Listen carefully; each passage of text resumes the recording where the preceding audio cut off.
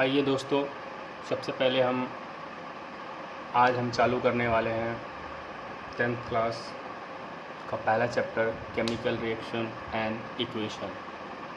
इस चैप्टर को जानने से पहले हमें कुछ बेसिक कंसेप्ट पता होने चाहिए। तो मैं अभी कुछ बेसिक कंसेप्ट बताने वाला हूँ, जिसको आप ध्यान से सुनेंगे, ठीक है। अगर आपको कोई दिक्कत होती है आप मुझे कमेंट सेक्शन में बता सकते हैं कि ये मुझे प्रॉब्लम है, तो मैं उसको आपको दोबारा से समझा दूंगा। सबसे पहले ये केमिस्ट्री का पहला चैप्टर है। Chemistry means chemicals. हमारे आसपास जितनी भी चीज़ें हैं सब किसी न किसी रिएक्शन के थ्रू जनरेट होती हैं। तो वो कैसे होती हैं, रिएक्शन क्या होता है, इन सभी चीज़ों को हम इस चैप्टर में डिस्कस करेंगे। तो सबसे पहले हम बात कर लेते हैं एलिमेंट्स की। एलिमेंट्स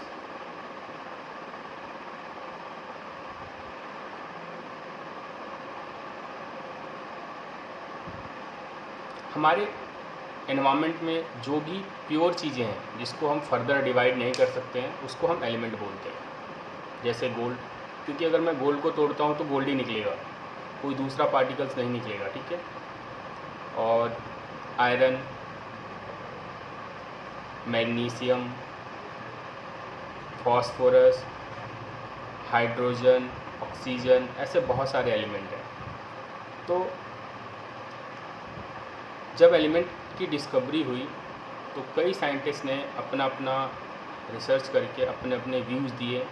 तो सबसे पहला साइंटिस्ट था जॉन डाल्टन, जिसने 1808 में बताया था कि जो एलिमेंट है,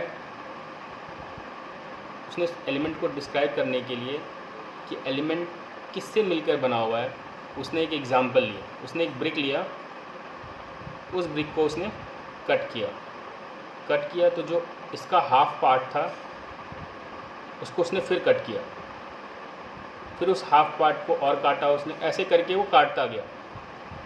और काटने के बाद एक ऐसा पार्ट आया, एक ऐसा स्मॉलेस्ट यूनिट आया जो कि फर्दर डिवाइड नहीं हो सकता था।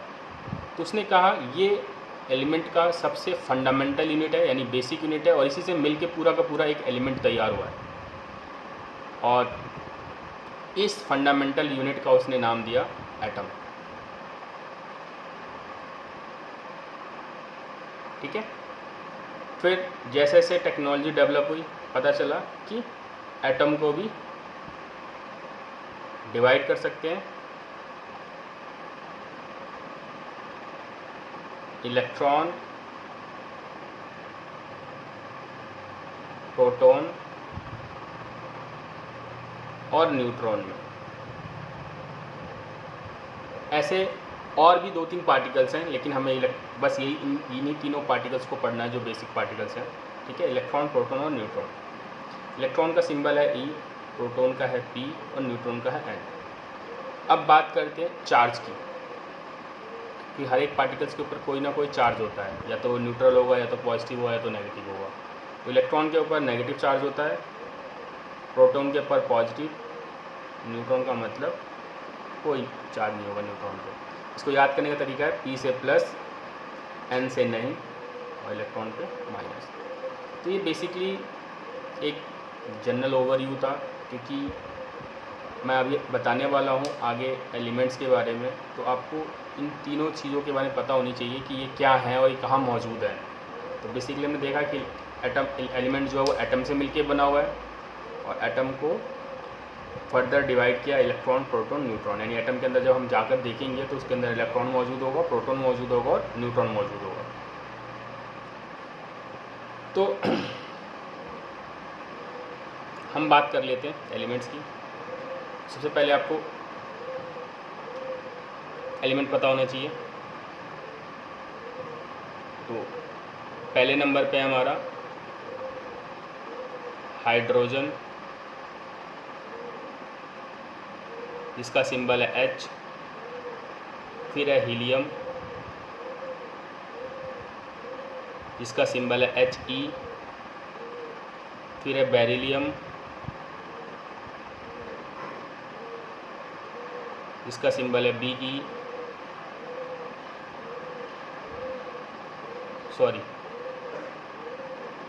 लिथियम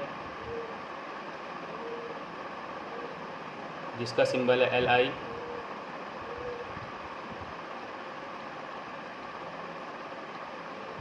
फिर है बेरिलियम जिसका सिंबल है Be,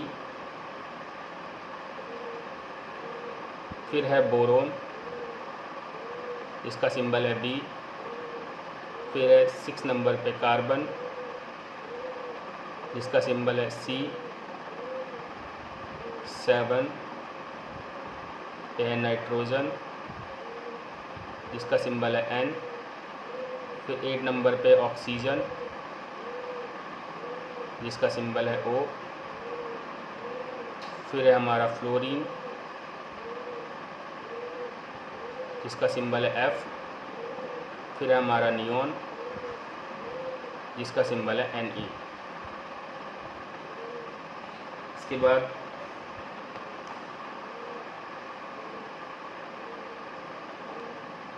इलेवन जिस पे हमारा है सोडियम जिसका सिंबल है Na, फिर है मैग्नीशियम जिसका सिंबल है Mg,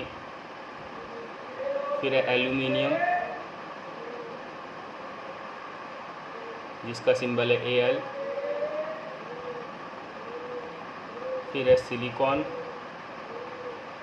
जिसका सिंबल है Si, फिर है फॉस्फोरस जिसका सिंबल है P, उसके बाद है सल्फ़र जिसका सिंबल है S, फिर है क्लोरीन जिसका सिंबल है Cl, फिर है आर्गन जिसका सिंबल है Ar, फिर है कैल्शियम जिसका सिंबल है Ca,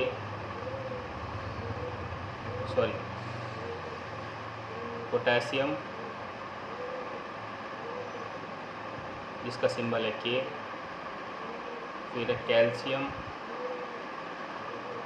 जिसका सिंबल है Ca। तो ये 20 एलिमेंट्स हैं, ये मैंने आपको नोट डाउन करा दिए हैं। आपको अगर याद नहीं है तो इन्हें लिख लेना, ठीक है। मैं आपको इसको याद करने का भी तरीका बता देता हूँ। और ये जो साइड में मैंने नंबर लिखे, इन नंबर्स का क्या मतलब है?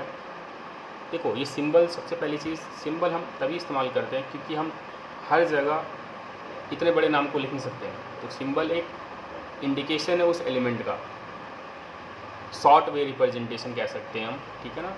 किसी भी एलिमेंट के शॉर्ट वे रिप्रेजेंटेशन को हम सिंबल बोलते हैं, ठीक है। तो हर एक एलिमेंट का अपना एक सिंबल है, ठीक है।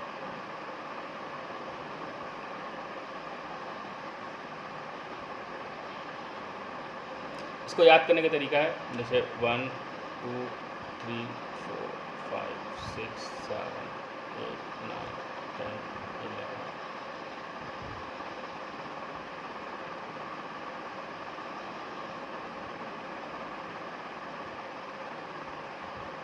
Hydrogen, helium, lithium, beryllium, boron, carbon, nitrogen, oxygen, fluorine, neon, sodium, magnesium, aluminium, silicon, phosphorus, sulphur, chlorine, argon, potassium, calcium. तो उसको याद करने का तरीका है H, ही, लाई, बे, BC, नॉफ, नैना, Mg, यम, मांगे, आलसी, PSCl, ARK। दोबारा बोल रहा हूँ मैं, जिनको मैंने साथ में लिखा उसको आप साथ में पढ़ेंगे। H, ही, लाई, बे, BC, नॉफ, नैना, Mg या नैना, मांगे, आलसी, PSCl, ARK और ये Ca। हर एक एलिमेंट का एक पर्टिकुलर सिंबल है और सिंबल बेसिकली उसके नाम के पहले वर्ड से लिया हुआ है। जैसे हाइड्रोजन का H है, ठीक है। और हीलियम की बात करते हैं तो हीलियम में भी H आता है, तो इसलिए उन्होंने हीलियम का H के साथ अगला वर्ड भी ले लिया है E, ठीक है। लिथियम का Li, बेरिलियम, बोरोन, कार्बन का फिर C, नाइट्रोजन के लिए N, ऑक्सीजन के लिए O। तो नॉर्मली जो सिंबल है उनके नाम के पहले वर्ड से ही लिया हुआ है।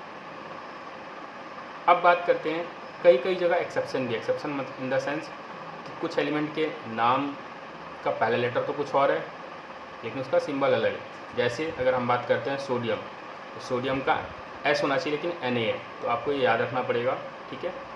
अब बात कर लेते हैं पोटेशियम का, तो पोटेशियम का P होना चाहिए तो K है, ठीक है। तो ये सब चीज़ें आपको ध्यान रखनी पड़ेंगी, ठीक है। अब ये जो साइड में जो नंबर लिखा हुआ है, ये नंबर बहुत ही इम्पॉर्टेंट है। कभी भी ऐसा नहीं हो सकता है कि आप 1 पे He को लिख दो या हीलियम को लिख दो या बेरिलियम को लिख दो। जिस पर्टिकुलर एलिमेंट के आगे जो नंबर लिखा हुआ है वो उसी का नंबर है, और ये सिर्फ नंबर नहीं है, ये एटॉमिक नंबर है। It's called atomic number.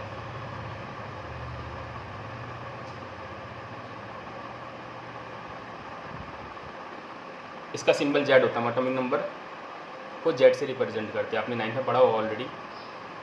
अगर मैं Z = 5 लिखता हूँ, उसका मतलब मैं कौन से एलिमेंट की बात कर रहा हूँ, तो हम देखेंगे 5 नंबर, यानी बोरोन की बात हो रही है। अगर Z = 8 लिखा हुआ है, इसका मतलब किस एलिमेंट की बात हो रही है, ऑक्सीजन की। तो एटॉमिक नंबर एक नंबर नहीं है बेसिकली, ये पूरा का पूरा इंफॉर्मेशन बताता है उस एलिमेंट के बारे में। देखो हमने देखा है आसपास अपने कि जितनी भी ज्वेलरीज वगैरह होती हैं वो गोल्ड से बनती हैं, ठीक है। गोल्ड से क्यों बनती है, क्यों? क्योंकि गोल्ड रिएक्ट नहीं करता है। गोल्ड जैसा है वो वैसा ही बना रहेगा लाइफ टाइम, अगर उसके अंदर कोई दूसरा पार्टिकल मौजूद नहीं है। लेकिन अगर कोई चीज़ रिएक्ट कर जाता है तो अपनी प्रॉपर्टी खो देता है। जैसे कि अगर हम बात करते हैं सिल्वर जब ऑक्सीजन कॉन्टैक्ट में आता है तो सिल्वर ऑक्साइड बना देता है। अगर हम बात करते हैं कॉपर की, तो कॉपर जब ऑक्सीजन कॉन्टैक्ट में आता है तो कॉपर ऑक्साइड बना देता है।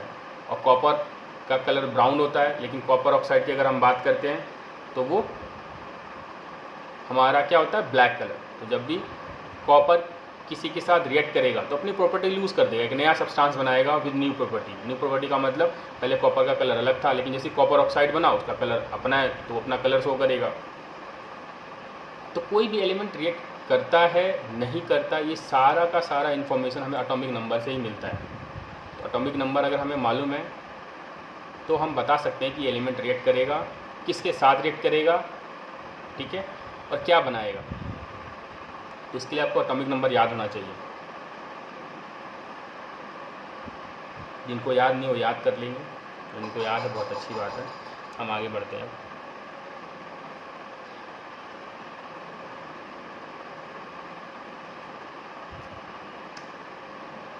तो अब हम बात करते हैं वैलेंसी की। वैलेंसी, कोई भी एलिमेंट किसी के साथ जब कंबाइन होता है तो इलेक्ट्रॉन का लॉस और गेन करता है। अभी इलेक्ट्रॉन का लॉस और गेन क्यों करके कोई एटम कंबाइन होता है उसको जरा हम समझते हैं। तो सबसे पहले इसको समझने से पहले जरा हम देखते हैं कि एटम के अंदर जो इलेक्ट्रॉन, प्रोटॉन और न्यूट्रॉन रहते हैं वो कैसे रहते हैं। तो बेसिकली एटम जो होता है वो स्फेरिकली होता है शेप में, और हर स्फेयर का अपना एक सेंटर होगा, तो उसका भी एक सेंटर होता है। इस सेंटर को हम बोलते हैं न्यूक्लियस। और इस न्यूक्लियस के अंदर रहता है neutron and proton. Neutron and proton present in nucleus. Atom के न्यूक्लियस में न्यूट्रॉन और प्रोटॉन मौजूद रहते हैं। अब बात कर लेते हैं हम इलेक्ट्रॉन की। तो इलेक्ट्रॉन न्यूक्लियस के सराउंडिंग चक्कर लगाते हैं। कोई यहाँ लगाएगा, कोई इससे थोड़ा दूर लगाएगा, कोई इससे और दूर लगाएगा। जिस तरह के सन के अकॉर्डिंग अर्थ रिवॉल्व कर रहा है, फिर कोई दूसरा प्लैनेट रिवॉल्व कर रहा है, ऐसे करके रिवॉल्यूशन होता रहता है, ठीक है। तो इलेक्ट्रॉन जिस पाथ पे रोटेट करते हैं, उस मतलब जिस पाथ को फॉलो करके रिवॉल्व कर रहे होते हैं न्यूक्लियस के अराउंड, उस पाथ को, उस इमेजिनरी पाथ को हम बोलते हैं ऑर्बिट। तो ये हमारा ऑर्बिट है। इसका मतलब न्यूट्रॉन और प्रोटॉन कहाँ मौजूद रहते हैं, न्यूक्लियस में, और इलेक्ट्रॉन ऑर्बिट, या इसको बोल लो सेल, सेल के अंदर या ऑर्बिट के अंदर न्यूक्लियस के सराउंडिंग वो रिवॉल्व करते हैं, चक्कर लगाते हैं। अब एक एटम के अंदर कितने ऑर्बिट या कितने सेल होंगे? नॉर्मली सबसे न्यूक्लियस के जो नज़दीक सेल होता है उस सेल को हम बोलते हैं के सेल। फिर जो न्यूक्लियस से थोड़ा दूर होगा उस सेल को हम बोलते हैं एल, जो और दूर होगा उसे एम, और दूर होगा तो एन। ऐसे ही करके चलता रहेगा हमारा एटम के एल एम एन। अब हमने देखा कि जो के सेल है न्यूक्लियस के सबसे नियरेस्ट है, एल के से थोड़ा दूर है, एम न्यूक्लियस से और दूर है, एन उससे और दूर है। तो अगर मैं बात करता हूँ इसमें जो इलेक्ट्रॉन होंगे, इसके अंदर इलेक्ट्रॉन, ये सेल बहुत छोटा है दिखने में, तो इसके अंदर बहुत ही कम इलेक्ट्रॉन होंगे। इसके एस्पेक्ट में इसके अंदर इलेक्ट्रॉन ज़्यादा होंगे, इसके एस्पेक्ट में इसके अंदर ज़्यादा होंगे, ऐसे करके चलता रहेगा। तो हम अगर इलेक्ट्रॉन पता लगाना चाहते हैं कि कौन से सेल में कितने इलेक्ट्रॉन होंगे, तो इसका फॉर्मूला होता है 2n²। n जो है वो नंबर ऑफ सेल को रिप्रेजेंट करता है। तो n की जगह मैं मान लो मुझे के लिए निकालना हो, तो के सेल हमारा क्या है? पहला सेल है, तो हम n की जगह क्या डालेंगे? 1। तो 1 का स्क्वायर 1, 1 2 ज़ा 2, यानी इस सेल के अंदर, यानी के सेल के अंदर सिर्फ 2 इलेक्ट्रॉन रह सकते हैं, 2 इलेक्ट्रॉन से ज़्यादा नहीं रह सकते हैं। ठीक है। फिर हम बात करते हैं एल सेल की। एल सेल हमारा क्या है? सेकंड नंबर पे, तो हम n की जगह, क्योंकि हमारा फार्मूला 2, तो 2 का 2 लिख दिया, n की जगह हम 2 डाल देंगे, तो 2 का स्क्वायर 4, 4 2 ज़ा 8, यानी एल सेल के अंदर सिर्फ 8 इलेक्ट्रॉन रहेंगे। ठीक है। अब बात करते हैं एम वाले सेल की। सेम एम वाले सेल में भी क्या होगा हमारा? एम सेल कितने नंबर पे है? 1 2 3, तीसरा सेल है ये, तो हम n की जगह क्या डालेंगे? 3। क्या आ जाएगा ये? 3 का स्क्वायर 9, 9 2 ज़ा 18। ऐसे अगर हम n के लिए निकालना चाहते हैं तो n हमारा चौथे नंबर पे है, 32। तो ये नंबर ऑफ इलेक्ट्रॉन्स है इन डिफरेंट सेल्स, यानी पहले सेल के अंदर 2 इलेक्ट्रॉन, दूसरे सेल के अंदर 8, तीसरे के अंदर 18 और चौथे के अंदर 32। तो हमें मालूम चल गया कि एटम के अंदर इलेक्ट्रॉन, प्रोटॉन और न्यूट्रॉन कहाँ रहते हैं। मैंने आपको बता दिया, मैं दोबारा रिपीट कर देता हूँ। एटम जो होता है वो स्फेरिकली साइज होता है, और एटम का अपना एक सेंटर होगा, उस सेंटर को हम बोलते हैं न्यूक्लियस या न्यूक्लियस। उस न्यूक्लियस के अंदर न्यूट्रॉन और प्रोटॉन मौजूद रहते हैं, और इलेक्ट्रॉन न्यूक्लियस के सराउंडिंग रिवॉल्व करते हैं, और जिस पाथ पर रिवॉल्व करते हैं उस पाथ को हम ऑर्बिट या सेल बोलते हैं। ठीक है। सबसे नियरेस्ट ऑर्बिट या सेल हमारा के, उसके बाद एल, फिर एम और N. According to size of the shell electron vary करते हैं, तो के अंदर 2 इलेक्ट्रॉन होंगे, एल के अंदर 8 इलेक्ट्रॉन, एम के अंदर 18, एन के अंदर 32।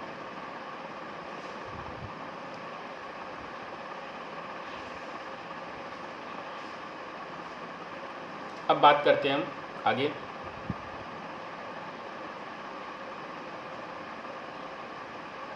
पहला एलिमेंट, फर्स्ट नंबर पे एटॉमिक नंबर, जिसका हमारा एटॉमिक नंबर 1 है, इसका सिंबल H है और नाम इसका हाइड्रोजन। तो ये रहा न्यूक्लियस हमारा, ये रहा इसका पहला सेल। और एक चीज़ आप याद रखना कि जितने भी एलिमेंट हैं उनका जो भी एटॉमिक नंबर है उतने ही उसके अंदर इलेक्ट्रॉन और प्रोटॉन होंगे। ये जो नंबर है हमें इलेक्ट्रॉन और प्रोटॉन की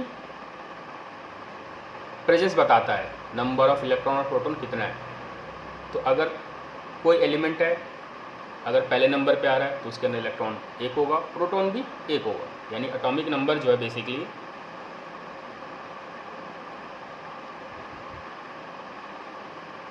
वो बताता है नंबर ऑफ इलेक्ट्रॉन और नंबर ऑफ प्रोटॉन। जितना एटॉमिक नंबर होगा उतने ही इलेक्ट्रॉन होंगे, उतने ही प्रोटॉन होंगे। ठीक है। तो अगर हाइड्रोजन की अगर हम बात करते हैं तो हाइड्रोजन सबसे नंबर 1 पे आ रहा था, तो इसलिए हाइड्रोजन के अंदर इलेक्ट्रॉन भी एक होगा और प्रोटॉन भी एक ही होगा। अगर हम बात करते हैं, आपने अगर लिखा होगा जो आपको याद है, तो कार्बन हमारा 6 नंबर पे है। तो अगर 6 नंबर इसका एटॉमिक नंबर है तो इसके अंदर इलेक्ट्रॉन भी 6 होंगे और प्रोटॉन भी 6 होंगे। अगर मैं बात करता हूँ एटॉमिक नंबर 14 की, तो 14 पे हमारा क्या है, सिलिकॉन है। इसके अंदर इलेक्ट्रॉन भी कितने होंगे, 14, और प्रोटॉन भी कितने होंगे, 14।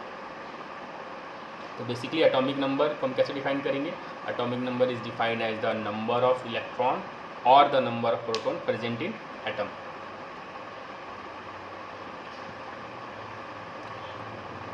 तो हाइड्रोजन के अंदर हमने देखा कि हाइड्रोजन का एटॉमिक नंबर जो है वो 1 है।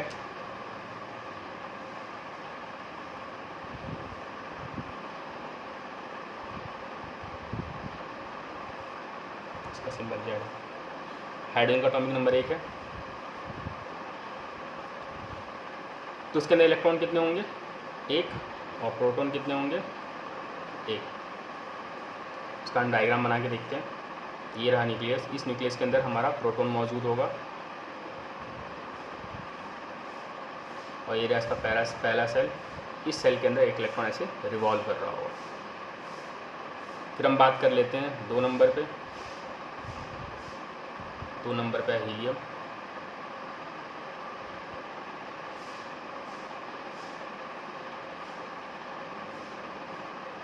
तो ये रहा एक इलेक्ट्रॉन, ये रहा एक इलेक्ट्रॉन, ऐसे ये 2 इलेक्ट्रॉन, क्योंकि इसमें नंबर ऑफ इलेक्ट्रॉन कितने होंगे, 2 क्यों होंगे, क्योंकि इसका एटॉमिक नंबर 2 है, तो इलेक्ट्रॉन भी 2 होंगे और प्रोटॉन भी 2 होंगे। तो ये 2 इलेक्ट्रॉन प्रोटॉन न्यूक्लियस में होंगे और 2 इलेक्ट्रॉन ऐसे सराउंडिंग इसके रिवॉल्व कर रहे होंगे। इसको अगर मुझे लिखना होगा तो मैं इस तरीके से लिखूँगा हाइड्रोजन के लिए कि के सेल के अंदर इसके अंदर एक इलेक्ट्रॉन है, ठीक है। अगर मुझे हीलियम के लिए लिखना होगा तो हीलियम के अंदर 2। आप इसको नोट डाउन करते चले, मैं मिटा रहा हूँ।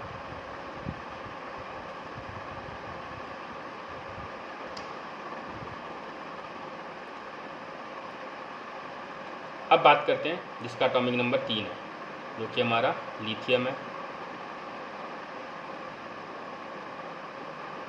इसका अगर मैं बनाना चाहता हूँ तो ये रहा न्यूक्लियस, ये रहा इसका पहला सेल। अब इसके अंदर इलेक्ट्रॉन टोटल कितने मौजूद है, 3, और प्रोटॉन भी 3, तो 3 इलेक्ट्रॉन मौजूद है। तो पहले सेल की कैपेसिटी कितनी की है, सिर्फ 2 इलेक्ट्रॉन की। वो 2 इलेक्ट्रॉन से ज़्यादा होल्ड नहीं कर सकता क्योंकि ये सेल सबसे छोटा होता है। तो बाकी का जो 1 इलेक्ट्रॉन बचेगा वो अगले सेल में चला जाएगा, यानी एल सेल में। इसकी कॉन्फ़िगरेशन के अंदर 2 और एल के अंदर 1। फिर 4 नंबर पर अगर हम बात करते हैं तो बेरिलियम है। इसमें भी सेम इलेक्ट्रॉन होंगे 4 और प्रोटॉन भी 4। तो 2, फिर अगले सेल के अंदर 2।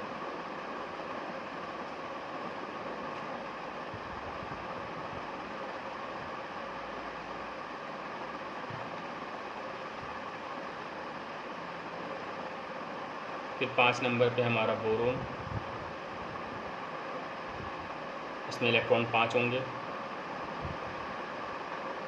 और प्रोटॉन भी 5 होंगे। क्यों होंगे कि इसका एटॉमिक नंबर 5 है। मैंने बताया जितना एटॉमिक नंबर होगा उतने ही इलेक्ट्रॉन होंगे और उतने ही प्रोटॉन होंगे, ठीक है। तो आज हम फिर दोबारा डायग्राम बनाते हैं। पहला सेल, ये दूसरा सेल। पहले सेल के अंदर सिर्फ 2 इलेक्ट्रॉन, क्योंकि 2 इलेक्ट्रॉन से ज़्यादा होल्ड नहीं कर सकता है, सबसे छोटा सेल है हमारा। अब 2 इलेक्ट्रॉन इसके अंदर आ गए तो बचे कितने इलेक्ट्रॉन, 3 इलेक्ट्रॉन। तो ये आगे 1, 2, 3। इस सेल के अंदर 8 इलेक्ट्रॉन रह सकते हैं, क्योंकि हमने पीछे देखा है के में 2, एल में 8, एम में 18 और एन में 32। इसकी कॉन्फ़िगरेशन 2 और 3। फिर हम 6 नंबर बात कर लेते हैं कार्बन की। कार्बन में भी इलेक्ट्रॉन कितने होंगे, 6, प्रोटॉन होंगे 6। तो पहले सेल के अंदर 2 इलेक्ट्रॉन अगले सेल में 4। इसकी कॉन्फ़िगरेशन हो गई 2 और 4। फिर हम बात कर लेते हैं नाइट्रोजन की।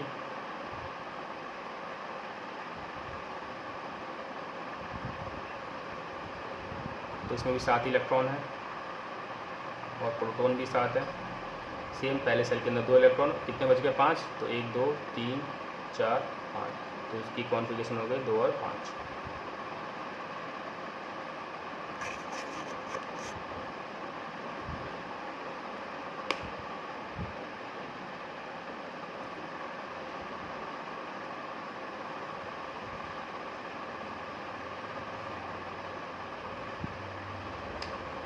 फिर एटॉमिक नंबर 8 की बात करते हैं। 8 पे हमारा क्या था, ऑक्सीजन। तो इसमें इलेक्ट्रॉन भी 8 होंगे और प्रोटॉन भी 8 होंगे। इसका डायग्राम बनाते हैं। ये रहा न्यूक्लियस, ये रहा इसका पहला सेल, ये रहा इसका दूसरा सेल। पहले सेल के अंदर सिर्फ 2 इलेक्ट्रॉन, तो बच कितने गए हमारे पास 6, तो 2 2 4 2 6। तो पहले सेल के अंदर सिर्फ 2 इलेक्ट्रॉन, दूसरे सेल के अंदर 6। फिर 9 नंबर पे हमारा फ्लोरीन है।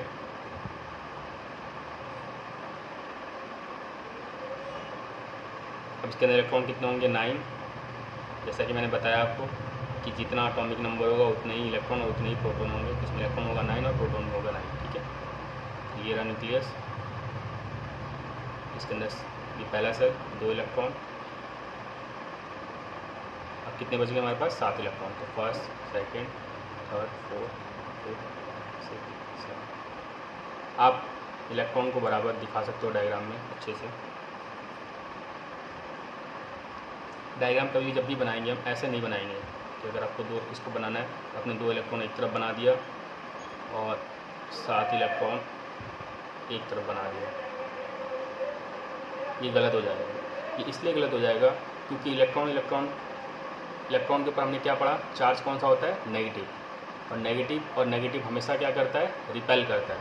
तो ये डिस्टेंस मेंटेन करके रखेंगे, ऐसा डिस्टेंस जिस पर वो कम से कम फोर्स फील करे। तो इसी इलेक्ट्रॉन चारों तरफ इक्वली डिस्ट्रीब्यूट हो जाएंगे बराबर डिस्टेंस पर।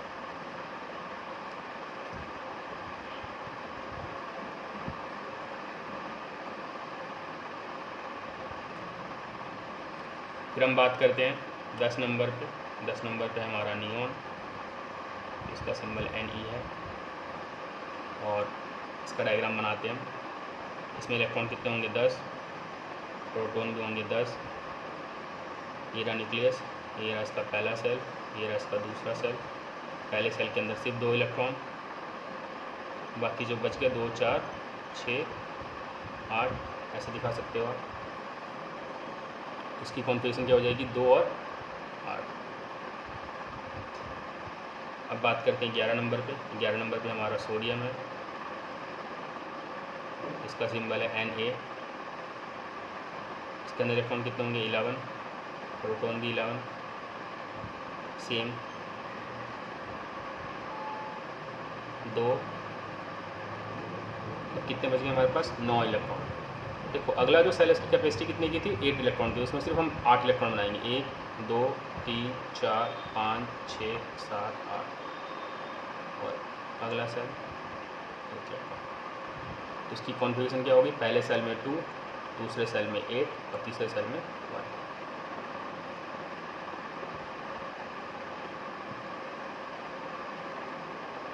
फिर हम बात करते हैं मैग्नीशियम की। 12 नंबर पे, तो इसमें भी सेम 12 इलेक्ट्रॉन होंगे। तो पहले सेल के अंदर 2, दूसरे सेल में 8, क्योंकि 8 से ज़्यादा इलेक्ट्रॉन नहीं होल्ड कर सकता ये, बच गया 2 1। इसकी कॉन्फ़िगरेशन हो गई 2 8 2। फिर 12 के बाद 13 पे हमारा एल्युमिनियम। तो मैं इसका डायग्राम नहीं बना रहा, बार मैं सीधा लिख रहा हूँ। पहले सेल में 2, दूसरे सेल में 8, तीसरे सेल में। फिर 14 नंबर पे है सिलिकॉन, 2 1। फिर 15 नंबर पे हमारा फॉस्फोरस, 2 1 5। फिर 16 नंबर पे हमारा सल्फ़र, 2 8 6।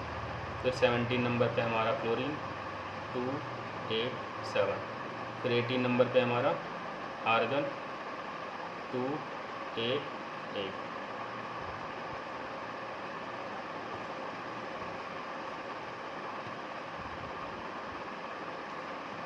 फिर 19 नंबर पे हमारा पोटेशियम 2881। अब देखो, जब भी हम कॉन्फ़िगरेशन लिखेंगे ना तो इसको हम 289 नहीं लिखेंगे, ठीक है, क्योंकि इलेक्ट्रॉन का जब भी डिस्ट्रीब्यूशन होगा, हमने पढ़ा पहले सेल में 2, दूसरे सेल में 8 और तीसरे साल में हमने कितना पढ़ा था कि 18 इलेक्ट्रॉन, ठीक है। अगर आपसे पूछता है कि इसके थर्ड सेल में कितने इलेक्ट्रॉन होंगे तो आप लिखेंगे 9, लेकिन जब आप इलेक्ट्रॉन को डिस्ट्रीब्यूट करेंगे तो 2, 8, 8 ही मान के चलेंगे, यानी पहले सेल के अंदर सिर्फ 2, दूसरे सेल में 8, तीसरे सेल में भी 8, चौथे सेल में भी 8, ऐसे करके हम चलेंगे, ठीक है। तो इसकी कॉन्फ़िगरेशन क्या होगी 2881। 20 नंबर पे कैल्शियम 2882। तो मैंने आपको समझा दिया है। अब एक बार ड्राइंग पे देख लेते हैं हम वापस से। तो पहले नंबर पे हाइड्रोजन था, इसका सिंबल हमारा H था, इसका एटॉमिक नंबर हमने लिखा हुआ है साइड में, ठीक है। हमने पढ़ा है कि जितने एटॉमिक नंबर होंगे उसमें उतने ही इलेक्ट्रॉन होंगे। तो इसका एटॉमिक नंबर 1 है तो उसमें एक ही इलेक्ट्रॉन होगा और वो कौन से सेल में जाएगा, पहले सेल में। हीलियम 2 नंबर पे तो उसके अंदर 2 इलेक्ट्रॉन होंगे और वो भी पहले सेल के अंदर ही जाएगा। लिथियम के अंदर 3 इलेक्ट्रॉन होंगे। तो हमने पढ़ा है कि के सेल की कैपेसिटी कितने की होती है, सिर्फ 2 की, 2 से ज़्यादा इलेक्ट्रॉन उसमें नहीं रह सकता है, ठीक है। तो 2 इलेक्ट्रॉन उसमें जाएंगे, बचा हुआ इलेक्ट्रॉन अगले सेल में चला जाएगा। फिर ऐसे ही बेरिलियम में 4 नंबर पे, पहले सेल में 2, दूसरे वाले में 2, बोरोन 5 नंबर पे तो 2, 3, कार्बन 6 नंबर पे तो 2, 4, नाइट्रोजन 7 नंबर पे तो पहले सेल में 2, फिर 5, ऑक्सीजन 8 नंबर पे तो 2, 6, क्लोरीन 9 नंबर पे, पहले सेल के अंदर 2, बचे कितने 7 इलेक्ट्रॉन तो अगले सेल में, इसे करके हमने बना दिया। अब अगर आपको एटॉमिक नंबर याद है तभी आपको ये चीज़ें बताऊँ। इसको बोलते हैं इलेक्ट्रॉनिक कॉन्फ़िगरेशन, क्योंकि यहाँ पर हमने इलेक्ट्रॉन को कॉन्फ़िगरेट किया अकॉर्डिंग टू इट्स सेल। कितने इलेक्ट्रॉन किस सेल में कितने इलेक्ट्रॉन मौजूद होंगे, पहले सेल के अंदर कितने इलेक्ट्रॉन होंगे हाइड्रोजन के लिए, हीलियम के लिए कितने होंगे, लिथियम के लिए कितने होंगे, ठीक है। अब एक चीज़ और जान लें आप, ठीक है, वैलेंस इलेक्ट्रॉन और कोर इलेक्ट्रॉन। इसे जानने से पहले हम ज़रा जानते हैं इनर मोस्ट सेल और outer most shell. Inner most shell वो सेल होता है जो अंदर का सेल हो, आउटर मोस्ट सेल जो बाहर का सेल हो। कहने का मतलब ये है कि इस एलिमेंट के लिए ये सेल हमारा क्या होगा, इनर मोस्ट भी होगा, इनर मोस्ट नहीं आउटर मोस्ट होगा, ठीक है। एक सेल इसके अंदर, ये आउटर मोस्ट सेल हमारा। हीलियम की अगर हम बात करते हैं इसके लिए भी हमारा आउटर मोस्ट सेल 2 ही है। लिथियम की अगर हम बात करते हैं तो इसमें सबसे बाहर, सबसे सेकंड नंबर पे ही सेल आ रहा है ना। अगर मैं इसका डायग्राम बनाऊंगा तो कुछ इस तरीके दिखाई देगा। ये लिथियम पहले सेल के अंदर 2 इलेक्ट्रॉन और नेक्स्ट सेल के अंदर 1 इलेक्ट्रॉन। सबसे बाहर वाला सेल क्या, आउटर मोस्ट, ये वाला सेल है, यानी आउटर मोस्ट सेल ये हो गया। और इसको छोड़कर जो बच जाता है उस बाकी उस सेल्स को हम बोलते हैं इनर मोस्ट सेल, यानी ये इनर मोस्ट है इसके लिए। ये आउटर मोस्ट है, ये इनर मोस्ट है, ये आउटर मोस्ट, ये इनर मोस्ट, ये आउटर मोस्ट, ये इनर मोस्ट। लेकिन जब हम सोडियम पर आएंगे तो ये आउटर मोस्ट सेल हुआ और इनर मोस्ट सेल ये भी हुआ और ये भी हुआ। ये आउटर मोस्ट सेल है, बाकी ये 2 सेल क्या कहलाएंगे, इनर मोस्ट सेल। ये आउटर मोस्ट सेल, ये inner most, outer most shell, inner most, outer most shell, ये दोनों इनर मोस्ट। अब जो इलेक्ट्रॉन आउटर मोस्ट सेल में मौजूद होते हैं उस इलेक्ट्रॉन को हम बोलते हैं वैलेंस इलेक्ट्रॉन, ठीक है। तो वैलेंस इलेक्ट्रॉन की अगर हम बात करते हैं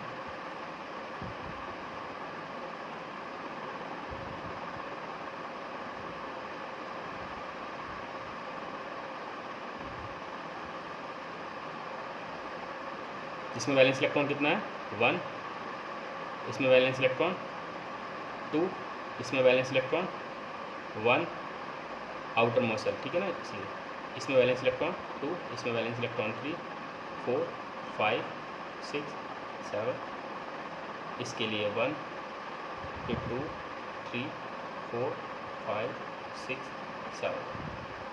तो the number of electron present in outer most shell is known as valence electron. Core electron, जो इलेक्ट्रॉन इनर मोस्ट सेल में मौजूद होते हैं, ठीक है. तो इसके अंदर इनर मोस्ट सेल नहीं है, तो इसके लिए 0, इसमें भी 0. इसके अंदर ये आउटर मोस्ट सेल था, ये इनर मोस्ट है, तो इसमें कितना होगा, इनर मोस्ट में 2, तो कोर इलेक्ट्रॉन 2. इसमें भी 2, इसमें भी 2 2 2, इसमें भी 2, इसमें भी 2, इसमें भी 2. इसके अंदर अगर हम बात करेंगे तो ये हो गया हमारा आउटर मोस्ट सेल और ये हो गया दोनों इनर मोस्ट सेल. तो इनर मोस्ट के अंदर टोटल कितना हो गया, 10. इसके अंदर भी 10 10 10 10 10 और 10. तो ये हो गया हमारा वैलेंस इलेक्ट्रॉन और कोर इलेक्ट्रॉन. हमेशा बॉन्डिंग में, बॉन्डिंग मतलब, अभी मैं बॉन्डिंग नहीं डिस्कस करूँगा, अभी मैं आपको सबसे पहले बताता हूँ कि कोई भी एलिमेंट कंबाइन क्यों करता है. क्यों ऐसा है कि हम गोल्ड को छोड़ देते हैं तो वो कभी भी रिएक्ट नहीं करता, वैसा का वैसा ही बना रहता है. आयरन को छोड़ेंगे तो कुछ टाइम बाद उस पर रस्टिंग हो जाती है, ब्राउन कलर की एक लेयर जब डेवलप हो जाएगी. तो हम ज़रा इस पर बात कर लेते हैं एक बार.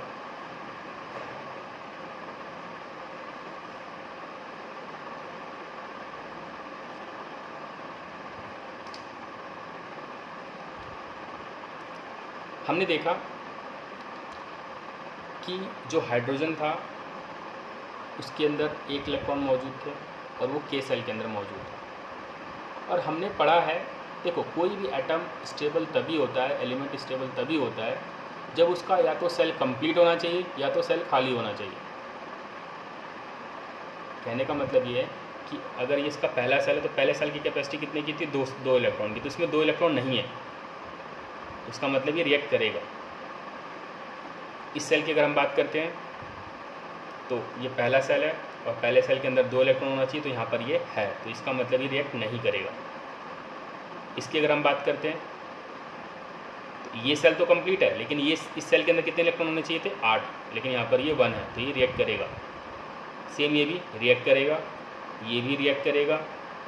जो रिएक्ट करेंगे मैं उसमें मैं टिक मार देता हूँ, ठीक है. ये रिएक्ट करेगा, ये रिएक्ट नहीं करेगा, ये रिएक्ट करेगा, ये भी रिएक्ट करेगा, ये भी रिएक्ट करेगा, ये भी रिएक्ट करेगा, ये भी. क्यों? क्योंकि सेल के अंदर 8 इलेक्ट्रॉन रहने चाहिए, लेकिन इसके अंदर 5 ही है.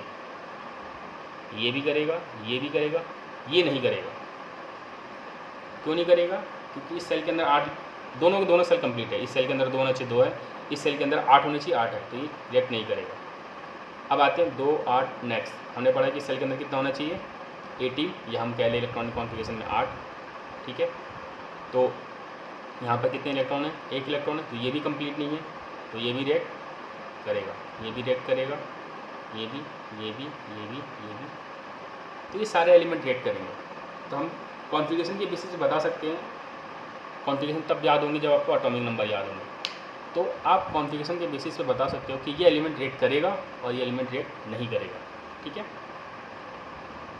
अब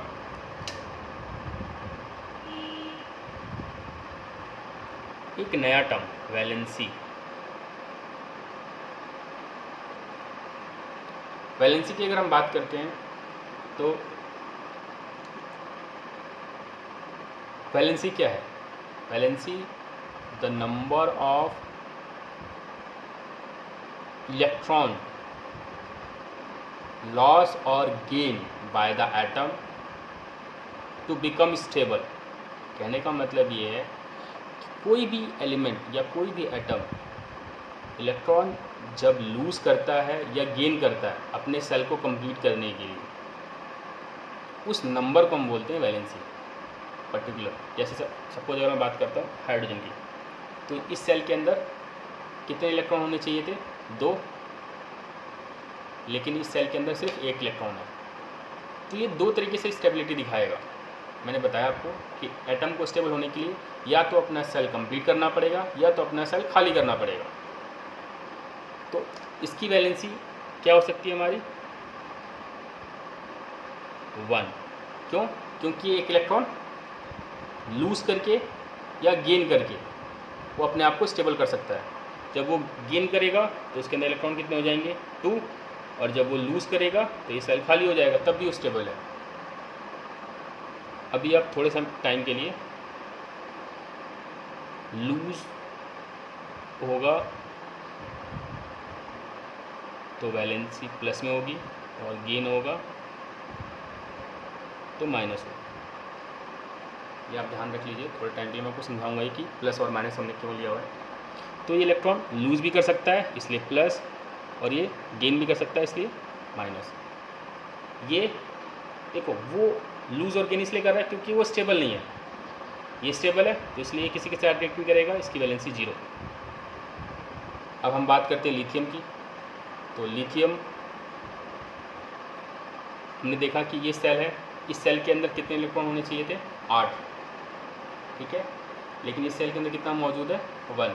तो ये क्या करेगा, लूज़ करेगा, गेन नहीं करेगा, ठीक है। मैं आपको सिंपली समझा देता हूँ। गेन तभी करता है जब आउटर मोस्ट सेल के अंदर 4 इलेक्ट्रॉन से ऊपर होगा, 4 या 4 से ऊपर होगा, ठीक है। तो ये क्या करेगा, लूज़ करेगा, और जब लूज़ करेगा तो प्लस में लेंगे वैलेंसी। ये भी लूज़ करेगा क्योंकि जैसे ही लूज़ करेगा सेल खाली हो जाएगा, स्टेबल हो जाएगा। ये भी लूज़ करेगा, ये लूज़ भी कर सकता है 4 इलेक्ट्रॉन और गेन भी कर सकता है 4 इलेक्ट्रॉन। ये गेन करेगा, मैंने बताया आपको कि 4 से जब भी ऊपर होगा तो गेन करना चालू करेगा, ठीक है। -2 क्योंकि ये 2 इलेक्ट्रॉन गेन करेगा, ये 1 इलेक्ट्रॉन गेन करेगा, -1। ये स्टेबल है क्योंकि रिएक्ट नहीं करेगा किसी के साथ तो 0। ये लूज़ करेगा कितना 1, ये सेल खाली हो जाएगा, स्टेबल हो जाएगा। ये भी लूज़ करेगा, ये भी लूज़ करेगा, ये लूज़ और गेन दोनों करेगा क्योंकि 4 है। 4 इलेक्ट्रॉन लूज़ कर लेगा तब भी स्टेबल हो जाएगा, और गेन कर लेगा तब भी स्टेबल हो जाएगा। फिर ये गेन करेगा 3 इलेक्ट्रॉन, फिर ये गेन करेगा और ये गेन करेगा। तो ये इसकी वैलेंसी हो गई। ये आपको पता होनी चाहिए कि कैसे निकाला हमने, ठीक है। क्योंकि जब भी आप कोई कंपाउंड लिखो, कंपाउंड जब हम लिखते हैं H2O, NaCl, MgCl2, तो वो क्यों लिखते हैं और कैसे लिखते हैं, उसके पीछे लॉजिक ये वैलेंसी ही बताती है, ठीक है। तो आपको सबसे पहले तो यहाँ तक ये क्लियर होना चाहिए। अब मैं आपको बताने वाला हूँ कि कंपाउंड कैसे बनता है।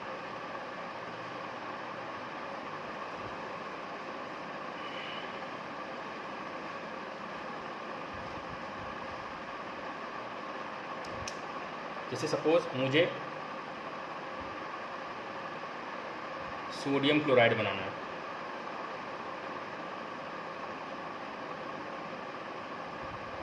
तो सोडियम क्लोराइड बनाने से पहले हमने देखा कि सोडियम का जो सिंबल है वो Na है और क्लोराइड C है, ठीक है। अच्छा, इससे पहले हम जरा कंपाउंड का नाम पढ़ना सीख लेते हैं, कैसे हम पढ़ते हैं कंपाउंड को। जैसे सपोज आपके पास NaCl लिखा हुआ, उसको पढ़ेंगे कैसे। पहले एलिमेंट को हम पूरा पढ़ते हैं। तो हमने पढ़ा है कि Na किसका है, सोडियम, और जो सेकंड एलिमेंट होगा ना उसमें IDE वर्ड ऐड हो जाता है। जैसे ही क्लोरीन है तो ये क्लोराइड बन जाएगा।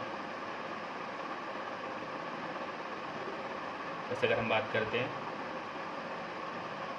इसकी, तो अभी हम इस पर जाएंगे नहीं कि हमने इसको कैसे लिखा है, अभी आपको सिर्फ नाम देखना है कि हम नाम कैसे पढ़ सकते हैं उसका। तो Mg है तो इसको हम पढ़ेंगे मैग्नीशियम, और Cl है तो क्लोराइड, फिर Al है तो एल्यूमिनियम, और इसको एल्यूमिनियम क्लोराइड पढ़ेंगे।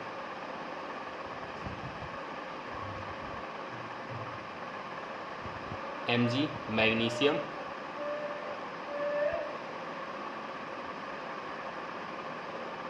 और ये ऑक्सीजन है तो उसको हम ऑक्साइड। ये Na2S, Na हमारा क्या है, सोडियम,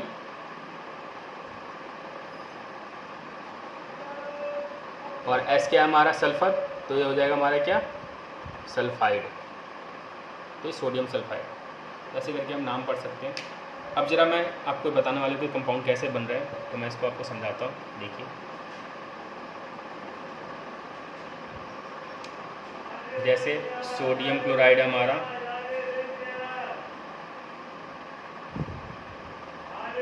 सोडियम क्लोराइड का हमारा Na, सोडियम का Na, और क्लोराइड का हमारा सिंबल क्या है, Cl। सोडियम हमने देखा कितने नंबर पे था, 11 नंबर पे। इसकी कॉन्फ़िगरेशन लिखते हैं 2 8 1। इसमें 11 इलेक्ट्रॉन है, इसके पहले सेल में 2, दूसरे में 8 और तीसरे में 1। अब ये स्टेबल कब होगा, जब अपना एक इलेक्ट्रॉन लूज़ करेगा। क्लोरीन की बात करते हैं, क्लोरीन है 17 नंबर पे, तो यह आ जाएगा 2 8 7। अब इसको एक इलेक्ट्रॉन रिक्वायरमेंट है, क्योंकि सेल में कितने होने चाहिए, 8, और वो अपना एक इलेक्ट्रॉन लूज़ करना चाहता है। तो हमेशा कोई भी चीज़ या कोई भी एलिमेंट आपस में रिएक्ट तभी करेंगे जब एक इलेक्ट्रॉन लूज़ करने वाला होना चाहिए और एक इलेक्ट्रॉन गेन करने वाला होना चाहिए। तो इसके पास एक इलेक्ट्रॉन है, इसके पास 7 इलेक्ट्रॉन, तो ये क्या करेगा, अपना एक इलेक्ट्रॉन इसको दे देगा। जैसे देगा ये भी स्टेबल हो जाएगा और ये भी स्टेबल हो जाएगा, इसलिए इसका कंपाउंड हो जाएगा हमारा NaCl। अब बात करते हैं मैग्नीशियम क्लोराइड की। तो मैग्नीशियम में हमारा Mg, chloride Cl। Magnesium 12 number पे है, तो 2 8 2। इसके पास 2 इलेक्ट्रॉन लूज़ करने के लिए। क्लोरीन 70 2 8 7, इसको एक इलेक्ट्रॉन की रिक्वायरमेंट है, तो हम मैग्नीशियम लिखते हैं और हमने 2 इलेक्ट्रॉन बना दिए। और क्लोरीन 7 इलेक्ट्रॉन हो गए यहाँ पर। ये अपना एक इलेक्ट्रॉन दे देगा इसको, क्योंकि क्लोरीन को एक ही इलेक्ट्रॉन की रिक्वायरमेंट है। ये तो स्टेबल हो गया, लेकिन अभी ये स्टेबल नहीं हुआ है, इसको अपना एक इलेक्ट्रॉन लूज़ और करना है। तो क्या करेगा, एक और क्लोरीन, मतलब 2 क्लोरीन के साथ मिलकर ये बॉन्डिंग करेगा। तो ये भी स्टेबल हो गया और ये दोनों भी स्टेबल हो गए। इस पर्टिकुलर प्रोसेस में एक मैग्नीशियम था और क्लोरीन कितने थे, 2, तो इसलिए इसका फॉर्मूला बनेगा MgCl2। ऐसे हम देख लेते हैं एल्युमिनियम का।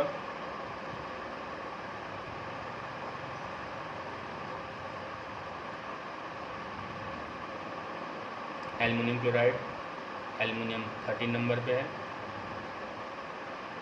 इसका हो जाएगा 283। और क्लोरीन हमारा 17 नंबर पे 287। तो एल्युमिनियम के पास 3 इलेक्ट्रॉन है लूज़ करने के लिए।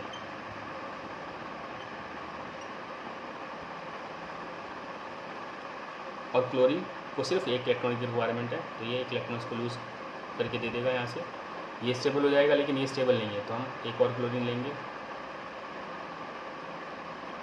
इसने एक इलेक्ट्रॉन इसको दे दिया, ये स्टेबल हो गया, लेकिन अभी भी ये स्टेबल नहीं है।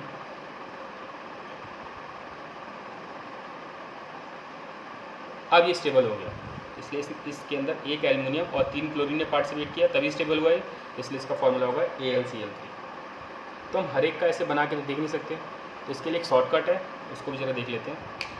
शॉर्टकट क्या है, कुछ नहीं है।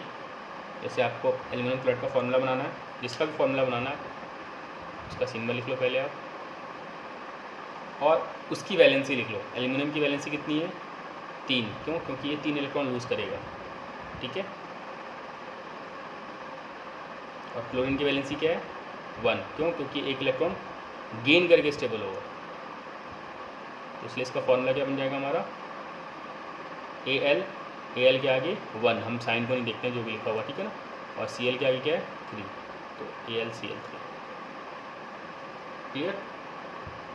ऐसे अगर मुझे मैग्नीशियम क्लोराइड का बनाना है तो MgCl, मैग्नीशियम 12 नंबर पे था, ठीक है, तो 2 8 2, ठीक है। तो ये कैसे स्टेबल होगा, जब अपना ये 2 इलेक्ट्रॉन लूज़ कर देगा, ठीक है। इससे इसकी वैलेंसी +2 होगी और क्लोरीन की वैलेंसी -1 है, यह आ जाएगा MgCl2। ऐसे बहुत सारे कंपाउंड आप इजीली बना सकते हो। जैसे मैं और एग्जांपल देके बता देता हूँ आपको। इसके लिए आपको वैलेंसी याद होनी चाहिए। वैलेंसी याद तभी होगा जब आपको एटॉमिक नंबर पता होंगे। एटॉमिक नंबर के बेसिस पे आप वैलेंसी आराम से इजीली फाइंड आउट कर सकते हो। अब एक और देख लेते हैं, सोडियम ऑक्साइड।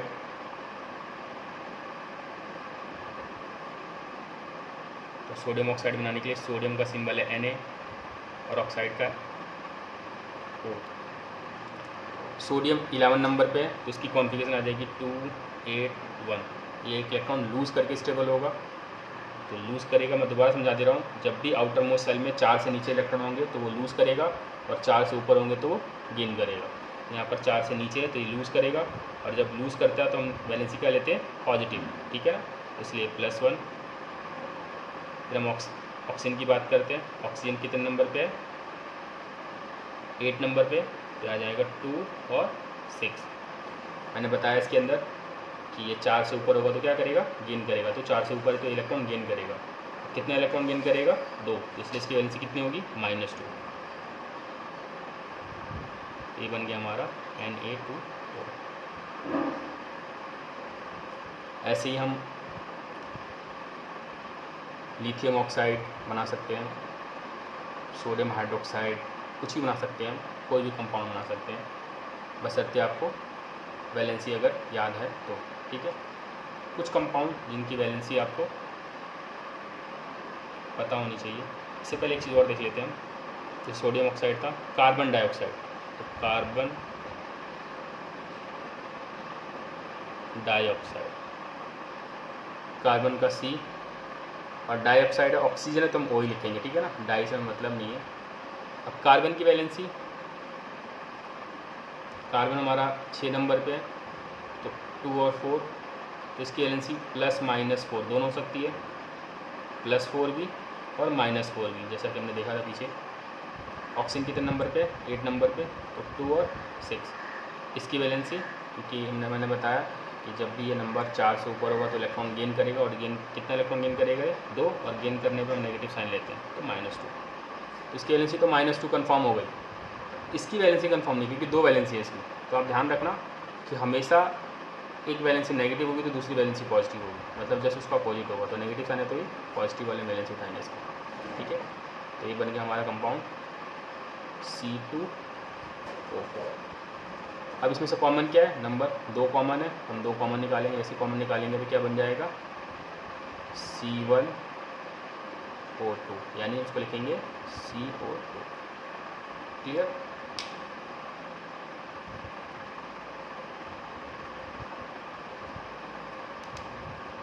कुछ एलिमेंट जिनकी वैलेंसी आपको पता होनी चाहिए, मैं लिख देता हूँ यहाँ पर। पहला है कॉपर, इसका सिंबल है Cu, और इसकी वैलेंसी है +2। फिर है मर्क्यूरी, इसकी वैलेंसी भी +2 है। फिर है हमारा आयरन, इसका सिंबल Fe है, ये सिंबल है, और ये इसकी वैलेंसी है। इसकी वैलेंसी +2 और +3 दोनों होता है, ठीक है। +2 कब होगा, जब उसका नाम फेरस होगा, और जहाँ पर फेरिक लिखा होगा वहाँ पर हम +3 लेंगे इसकी वैलेंसी।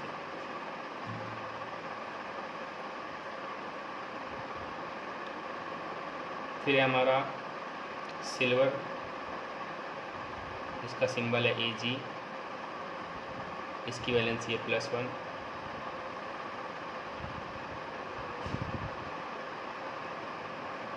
+2 वाले में लेड भी है, मैं लेड भी लिख देता हूँ, नहीं लिख देता हूँ। इसका सिंबल है Pb, इसकी वैलेंसी भी +2 होती है। लिख देते हैं सिल्वर, इसका सिंबल Ag है, इसकी वैलेंसी +1। क्लोरीन की वैलेंसी आपको पता है, फ्लोरीन की भी मालूम है। इसके अलावा कुछ और वैलेंसी है, जैसे जैसे आते जाएंगे वैसे वैसे मैं आपको बताता जाऊंगा। ये आपको बेसिकली ये जो मेन कुछ मैंने एलिमेंट देखे इनको याद होनी चाहिए आपकी वैलेंसी, ठीक है। कुछ और हैं जिनकी वैलेंसी आपको याद होनी चाहिए।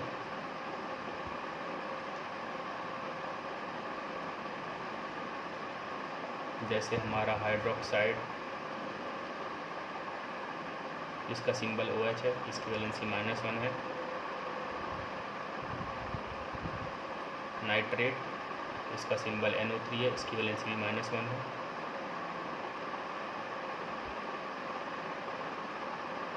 बाइकार्बोनेट,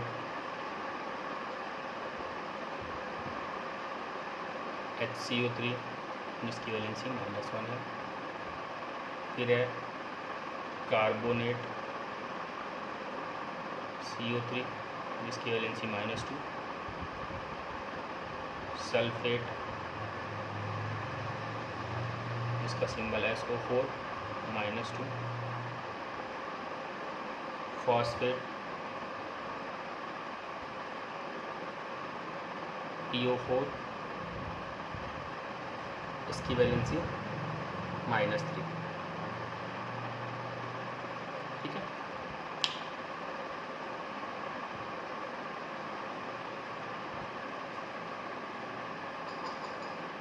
अब इससे रिलेटेड मैं आपको कंपाउंड बना के दिखा देता हूँ। जैसे आपको बनाना है, मान लो सोडियम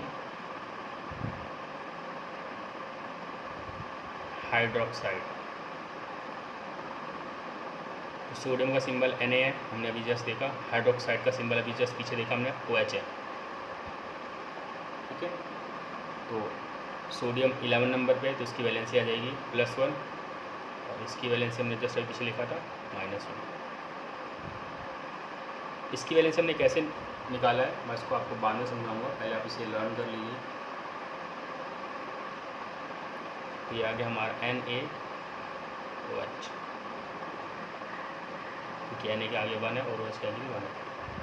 अब मैग्नीशियम हाइड्रोक्साइड,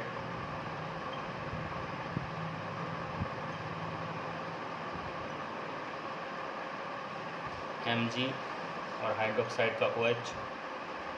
मैग्नीशियम 12 नंबर पे, तो इसकी वैलेंसी आ जाएगी +2, इसका -1।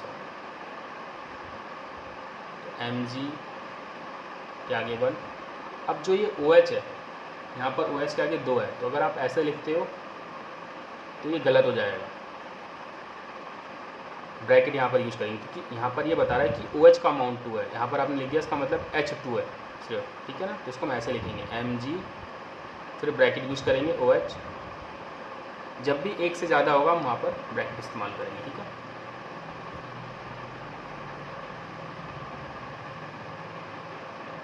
कॉपर नाइट्रेट,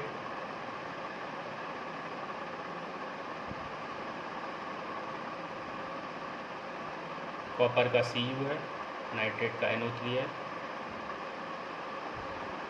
कॉपर की वैलेंसी हमने अभी जस्ट देखा +2 है, नाइट्रेट का -1। ये आ गया हमारा CuNO3। ठीक है। तो ये हो गया हमारा कॉपर नाइट्रेट। ऐसे ही हम बहुत सारे कंपाउंड बना सकते हैं। ठीक है। एक कंपाउंड और दिखा देता हूँ मैं, लेड कार्बोनेट।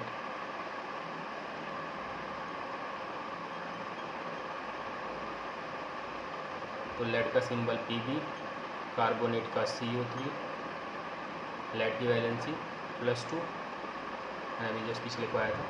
कार्बोनेट की वैलेंसी -2। हम इसको लिखेंगे Pb2CO3 का 2। अब देख रहे हैं कि इस पर्टिकुलर एलिमेंट पे भी 2 है, इस पर्टिकुलर पे भी 2 है, तो हम इसमें से 2 कॉमन निकाल सकते हैं। तो आ जाएगा PbCO3।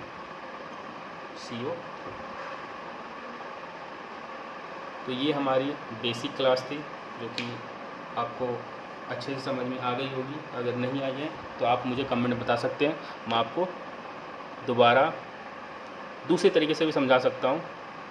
आप कोशिश करें एक बार कि जितने भी मैंने एलिमेंट आपको लिखवाए हैं उनके एटॉमिक नंबर, वैलेंसी याद होनी चाहिए।